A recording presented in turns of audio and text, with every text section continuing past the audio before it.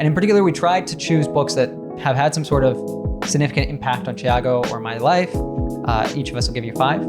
And that are in particular good for people who are anywhere between the intermediate to advanced level. And even reading these books might help to bump up your English. So kind of give you some resources that'll help you go from being more stuck on that intermediate plateau to breaking through to advanced level. So Thiago, read any good books lately? I have, yeah. I've been reading a book called The Obstacle is the Way by Ryan Holiday. It's a really nice book. It's a book on the ancient philosophy of Stoicism, and I've been enjoying it. It's a really good one. What is Stoicism, or what kind of philosophy is that? It's this philosophy that helps you better deal with problems in your life, challenges, by helping you switch the way you think about things first. Because perspective is everything, right? How you look at a challenging situation, depending on how you look at it, it can be a productive way to look at it. It can be an unproductive way to look at it, you know? So that's basically that, accepting the things that you cannot control and focusing on the things that you can control. It's even in the name, the obstacle is the way, which means that oftentimes the thing that we think is blocking us, the thing that we think is causing our problems, is in fact the solution in itself. And I think that's so true even for learning a language. Oftentimes we're really frustrated about certain aspects, certain things standing in our way. We just wish we could be fluent already. We wish we could be able to remember the vocabulary that we just learned and so on. But oftentimes there's something to learn from that. And when you do that, it kind of helps you to have a breakthrough, to get to a new level. So yeah, that in itself is probably a great book to read, right? Would you consider yourself an avid reader? First of all, before I answer that, I want to ask about what breakthrough is, because you just used that word. What's a breakthrough? A breakthrough is when you're dealing with some problem and suddenly you have an insight that leads to a solution. So you had a breakthrough. You came up with the solution all of a sudden. Nice. Now, about being an avid reader, I try to be, there was a time in my life where I was more of a reader, more of an avid reader. Nowadays, I try to read, if not reading, listening to an audiobook like you just mentioned as well. But yeah, definitely not as much as I used to in the past. But one thing I found is that even 10, 15 minutes per day is much better than, not reading anything at all. Because, sometimes people get stuck in that feeling like, they feel like I have to sit down for 1 hour to read a book. You don't, if you just spend 10, 15 minutes, you are reading already, and if you do that frequently, that's great. Yeah, you're probably going to read many more books over the year if you're reading 10 to 15 minutes a day, as opposed to reading an hour sporadically, right? There you go. Yeah. So you already gave a suggestion of a great book by Ryan Holiday, but in today's lesson, we are going to be talking about 10 more books. And if you would consider yourself a bookworm, I would highly recommend, we've done a couple more lessons that are all about great books for English fluency. So we'll link those down in the description below or in the description wherever you're listening to this. So you can check that out later and learn another like 10, 15, 20 books that are really going to help you with your English. So that said, let's jump into our first suggestion. So Thiago, it's funny that you mentioned audiobooks. I think both of us enjoy consuming audiobooks. For me in particular, the books, it has to be a certain type of book. Not all books I like as audio. There's some that I feel like I really need to read and study, like actively take notes. But oftentimes I'll listen to biographies in the audiobook format, because I find usually it's more of a story, someone's life. It can be great to take notes and everything, but usually it's things that I feel like I can more just absorb while I'm doing something else. I usually listen to these while I'm cooking breakfast in the morning. And actually, just as like a sidebar there, a side note, I find it really valuable to be able to read multiple books at once. Like I'll be listening to an audiobook while making my breakfast in the morning, and then while eating breakfast, I'll be reading another book. And then at night, before I go to bed, I usually like some light fiction to help me relax, unwind, and, fall asleep. So coming back to my first tip, though, is Steve Jobs' biography by Walter Isaacson. I think this is possibly one of the most famous biographies, or maybe it's just in my social circles, a lot of people have read this one, but it's for a good reason, because Steve Jobs has a really fascinating life. He made such a huge impact in the world with the products. I mean, we wouldn't have smartphones in the way that we have them if it weren't for him. Tablets, and so many other parts of just groundbreaking technology that are part of our everyday lives. So it's really interesting to hear the story of the man who's behind so many of these innovations that have transformed our lives so significantly. He had a vision for how he saw the world could be and how technological products could be and how it could transform people's lives. And he believed it so fervently, so deeply, that it inspired other people around him to do things that they thought were impossible. So I think this is something that all of us can kind of take is ultimately, if we set our mind to something, we really work hard at it, that we can make things that maybe might seem impossible to us at first, a reality. I think, Thiago, like your story of how you learned English, which we can link to in the description for anyone who hasn't caught that. But I think when you describe that, that's something that I take away is that you had a time period in your life where you were just really obsessing over all the English that you encountered and trying to find all those details and everything. And it got you to where you are today of having like that really advanced, fluent, confident English. So yeah, I think that that's in a nutshell what I took away from there and why I would recommend it to learners to check it out. All right. So Thiago, I'm itching to know, what is your first book? The first book I'm going to recommend to you guys today is a book called Rich Dad, Poor Dad by Robert Kiyosaki. It's a book on finances, on how to better manage your money. And I think it's one of those books that anybody who's new at finances should read first. It's kind of an entry level book, as we call it. And I wish I had been given that book when I was like 17, 18 years old, fresh out of high school, because the language is really easy, first of all. So for intermediate or upper intermediate learners, the language, the English that he uses there is really simple to understand. The reading flows, so it's easy for you to actually read that.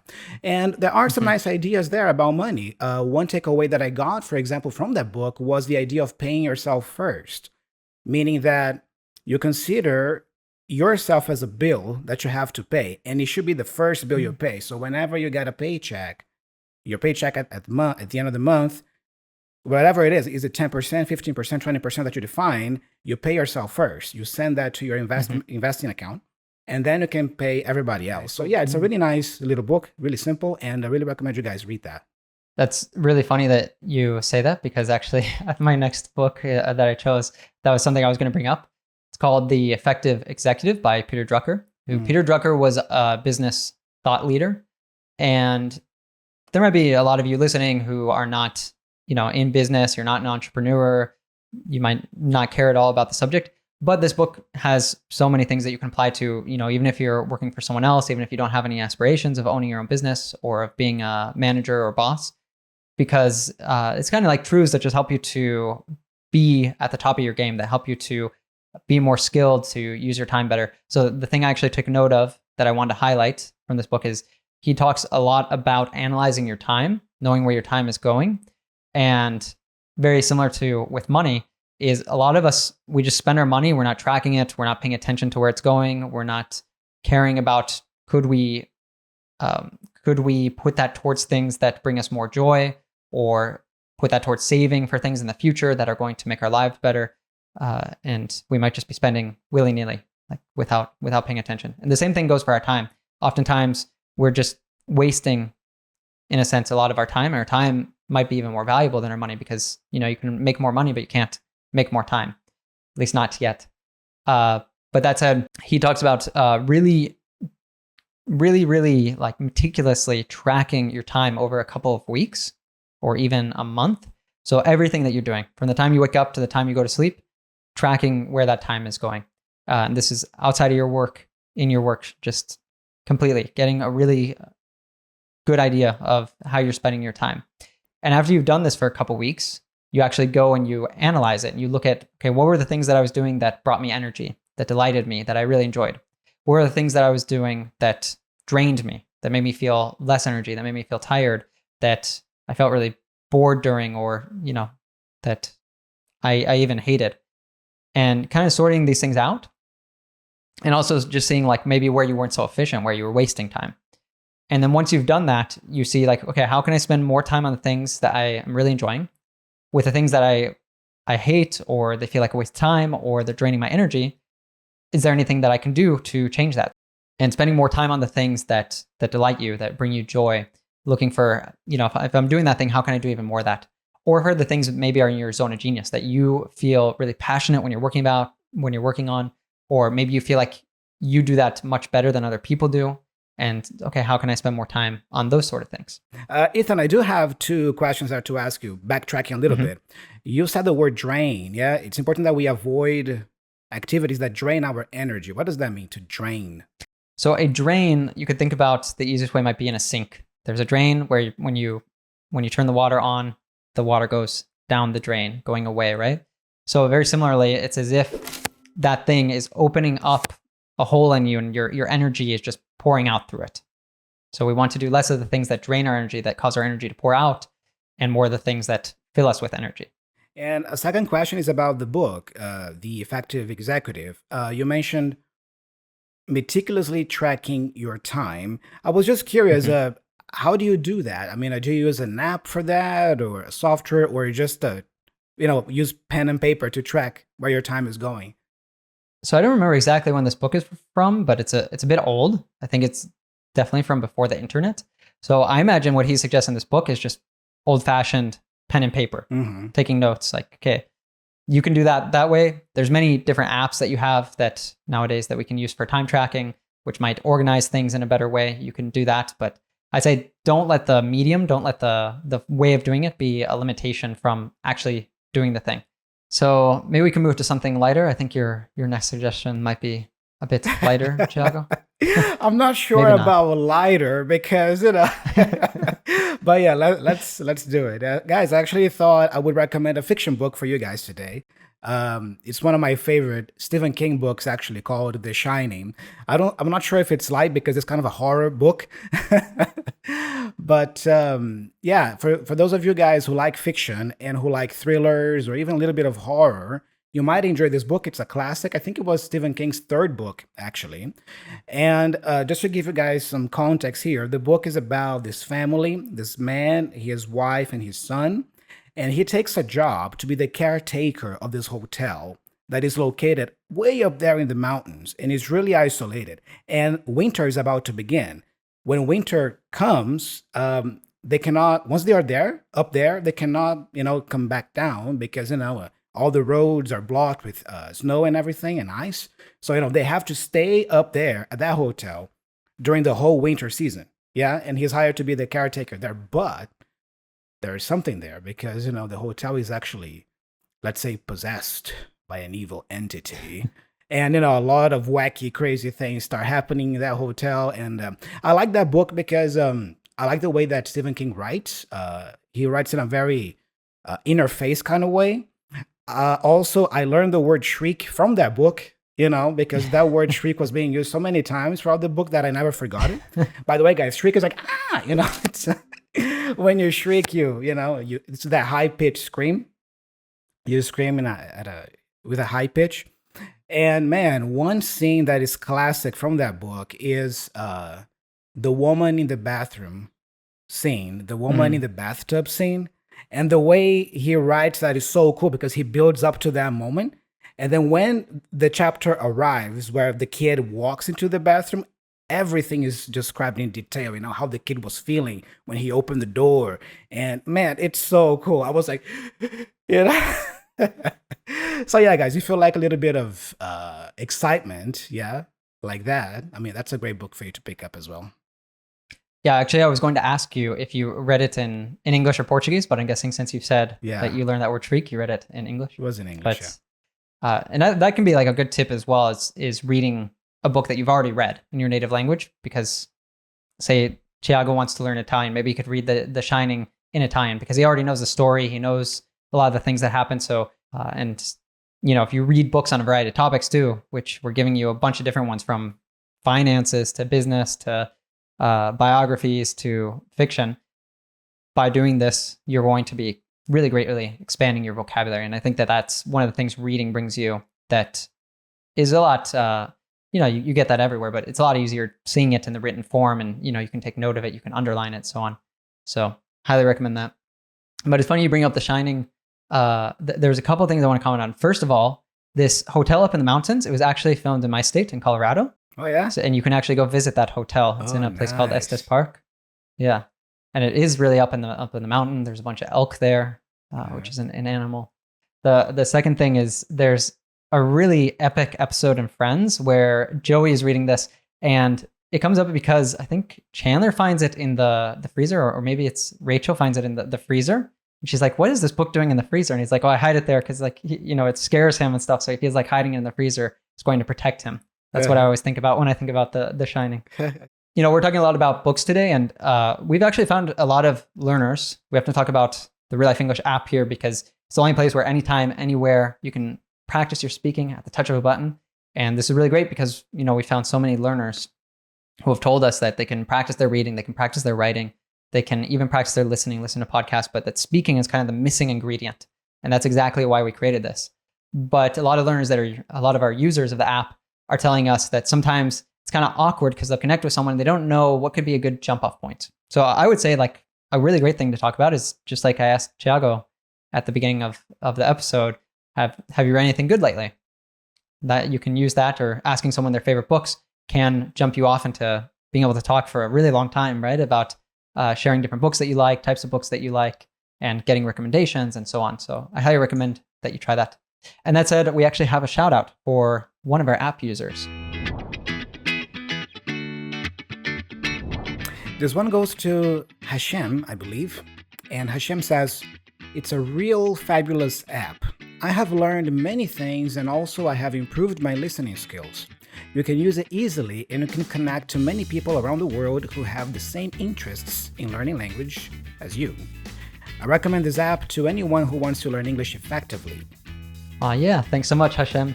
And like I said, definitely check out the Real Life English app. You can practice your speaking. You can listen to this podcast with interactive transcripts, vocabulary flashcards so you never forget the new words that you're learning with us, and so much more.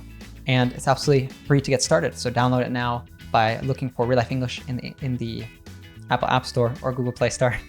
And we'll also link it in the description and up here somewhere if you're on YouTube so that you can look for that later.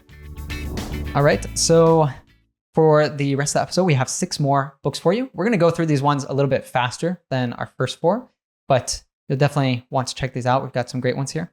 So definitely shifting gears a bit. The next one I put is called Getting the Love You Want. And this is a book, another one I read in the last year that I thought would be valuable to share, because I'm sure a lot of people listening are in a relationship or have been in a relationship or want to be in a relationship, talking about a romantic relationship with someone at some point in the future.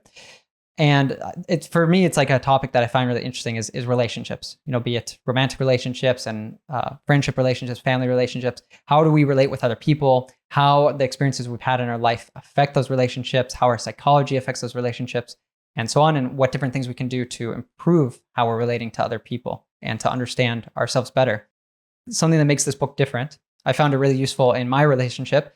And what makes it different is it helps you to see your relationship as an opportunity to grow and heal each other's traumas. So, and all of us have traumas. We might not all have really big traumas, but all of us experienced negative things in our childhood that affect how we relate with our partner. So it gives you different tools and stuff like this that will help you to improve your relationship. And I think it's a great one I want to recommend here because it's a very specific topic that will help you, obviously with romantic relationship and with other relationships in your life, but also it's going to be a set of vocabulary and expressions and so on that you might not have had so much contact with in your English yet. And if you want to kill 2 birds with one stone, you can, if you are in a romantic relationship, I'd actually recommend read this together with your partner and go through the exercise together, talk about it together, because it's really going to help you have a stronger relationship. What's your next one, Thiago? The next book I have for you guys is actually a more technical book from, let's say, learning English, and it's a very thin book, like this thin, called The Elements of Style by William Strunk Jr. and E.B. White. Basically, it's a very short guide on how to write better in English. It's a very small book, but it gives you some nice tips on, for example, how to use commas properly, in the sentence, how to punctuate your sentences, how to use apostrophe. So for you guys out there, English learners, consider picking it up because it's a very small book and it's going to help you with your English writing for sure. That's a really important thing too, is I think it's a book for native speakers. It's not written for English learners, right? So it's when you're at that upper intermediate level or even an advanced level, a lot of learners ignore this. So if you want to have really high quality writing, it's like you need to study the things that I studied, that native speakers study when we're learning English in our schooling. This next one is the first book that I read that was the original language of the book was in Spanish. It's called Shadow of the Wind by Carlos Ruiz Zafón. And this is it's a book actually was recommended to me by my mom, and she read it in English. And a lot of other people I know have written in English, so it was very internationally famous. And so the translation of it is very high quality if you want to read it in English or even in your native language. But why are we here? We're here to learn English, right? But anyway, it's such a great story. It hits really close to home for me because it takes place in Barcelona. And I read this the first time. Actually, I was living in Mallorca, but it was my first time living in Spain. So it really stuck with me, the picture that Carlos Ruiz Zafón paints of Barcelona. It's and there's all these places in it and stuff too that I've visited here and stuff after reading the book. So it's a really beautiful way to get to know the city, even if you haven't been here, you're not living here. I think you'll enjoy it. Ethan, just backtracking a little bit, you used a nice idiom there when talking about this book. You said that this book hits really close to home. What does that mean? Something hits close to home, it means that it is significant to you from your personal experience in some way, which for me, it's something I really like. Actually, living in Barcelona, living in a big city, is that there's lots of books and like series and movies and so on have been written or filmed here, which isn't something. I come from a small town, so there's very little of this from my hometown. So it's very cool to be somewhere that you can watch a series and it takes place here in Barcelona. It's like, oh, I know that place. I've been to that place. Oh, I go there with my friends, and so on. All right, what's the next book on your list, Thiago? The next one is a classic, actually. It's called How to Win Friends and Influence People by Dale Carnegie. This is a classic one. I read that one in English as well a few years ago. And it's a really cool book. I mean, there are some nice, let's say, timeless principles there on how you can better, relate to people and be likable, I'm just going to talk about one point that stood out to me from this book. And one of the rules, for example, is something so small, so simple, but it's so powerful. It makes so much sense. In this book, he recommends using people's names more often because according to him, and that's true, people love to hear the sound of their names. So when I'm talking to you, I'm not going to say, hey, hello. No, I'm going to say, hey, Ethan. Hello, Ethan. So what do you think about this, Ethan? Using the name. I read this several years back as well, and that was something that stuck with me as well. And it's a really good reason too that when you meet people, so often we meet people and they introduce themselves, and then we automatically, it's 2 minutes later we realize I don't remember what this person's name is. And so it's really good to gain a practice of repeating in your head a few times that person's name or figuring out some way that you can remember that person's name, because as you're talking with them and stuff, it's good to use their name. They're going to feel a closer bond with you. And it's just something subconscious. It's a word, probably the most important word to us personally, because it's something we've been being called our entire life, right? All right. So my last book of the day is another one near and dear to my heart. Actually, it was recommended to me by one of my best friends in university. It's another one that's a series, but the first one is called Across the Nightingale Floor. It's by Leanne Hearn. And the series is called, if I recall correctly, Tales of the Autobiography. And I really love this series because it's a historical fiction. I like historical fiction in general because I kind of like history, and it's a nice genre. And it takes place in Japan.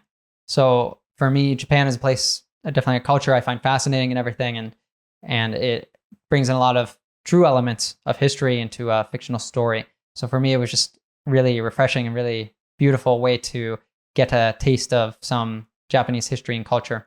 I'd recommend starting with this one. She has also other similar series that also, the other one I read too took place in Japan, but this is a really great place to start. I've recommended it to a lot of people, and everyone who reads it absolutely adores this series. What's your last one? Let you do the honors. Yeah, the last one I have here is another biography. This one is from Eric Clapton. Yeah, I love music, as you guys know. Yeah, and I really like Eric Clapton, the guitar player and singer. So it's his biography. Basically, he tells his story of how he got started playing music, playing guitar, and then he talks about his career. We mentioned a couple of biographies before, earlier in the episode, but remember that When it comes to biographies, yes, you can read about business people, you can read about presidents, former presidents, you can read about anybody, including maybe your favorite musicians, like in this case, or a favorite actor that you like. These people usually have biographies.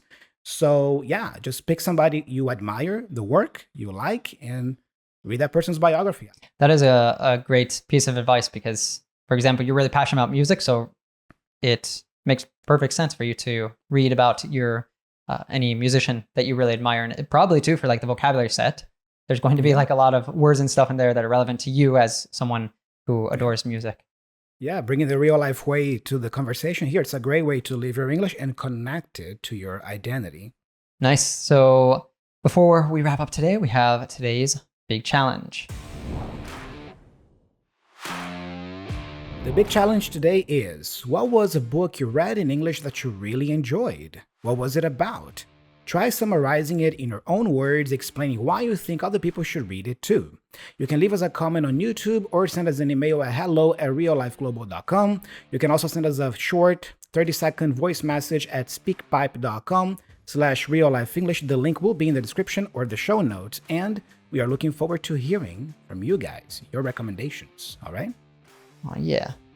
And I believe we have some comments from our last big challenge, right? Yeah, these comments are not exactly from the challenge, but they are from the episode that you did with Ksenia about global citizenship and the importance of, being beyond borders. So the first comment here is actually about Ksenia. People apparently really enjoyed having her on the podcast. And this user says, hope to see Ksenia more often. Keep up the good work, guys. That's amazing. And then there's a comment here that I had to pick up, Ethan, because this person really enjoys your teaching style. So this person says, Ethan, the way you explain is really remarkable. I really appreciate your thinking level and how clearly you can explain nuances. Keep it up. Amazing, right? There you go. It's very nice massage of my ego. There you go. Yeah, it's nice to have those from time to time. I know that ego can be the enemy, but from time to time, it's good to have a massage. We all like that. They said, explain nuances. What is a nuance? So a nuance is basically the subtle detail of something. You have the small detail there. Yeah, the last comment here, I really like this comment, so I'm going to read it. Great minds discuss ideas. Average minds discuss events, small minds discuss people. This is my favorite quote. You guys constantly discuss ideas on how to improve the world, and we are proud of you. That's an amazing comment right there. It really is. That's a great quote. Yeah. Nice. So thanks so much for joining us today's episode. We hope that you'll pick up at least one of these books that we gave you today. And even if you don't, hopefully you've learned some good tips for reading, some great vocabulary, and so much more. And if you're enjoying these podcasts, a free way that you can support us is by leaving us a 5-star review in your favorite app platform. That could be Apple Podcasts, Spotify, or anywhere else that you're listening that has this ability. You can also, if you're watching on YouTube, or even if you're not, hit that subscribe button and the bell down below, because that helps us reach more people. So more and more people can have fun learning and going from feeling like a lost, insecure English learner to being a confident, natural English speaker, like we hope you guys are feeling more and more like with every episode. And finally, remember that no matter what divides us, that which unites us is so much greater. So, Thiago, you can help me out here. 1, 2, 3. Yeah. Seems like these boundaries between personal life and work is getting more and more tricky to define. Yeah, it's becoming more of a blend. It's hard to separate those things. You need to create more of an awareness about what your priorities are in your life. You need to really envision, for example, what does a perfect day for you look like? One simple question I would ask is, what's really important to you? And what's not important to you?